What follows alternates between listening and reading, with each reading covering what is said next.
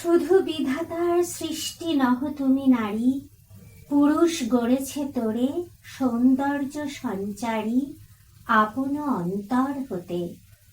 বশি কবিগণ সোনার উপমা সূত্রে বুনিছে বসন, সপিয়া তোমার পরে নূতন মহিমা অমর করিছে শিল্পী তোমার প্রতিমা। কত বর্ণ কত গন্ধ ভূষণ কত না, সিন্ধু হতে মুক্তা আসে খনি হতে সোনা।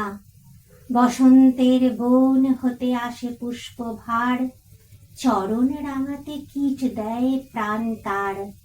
লজ্জা দিয়ে সজ্জা দিয়ে দিয়ে আবরণ, তোমারে দুর্লভ করি করেছে গোপন।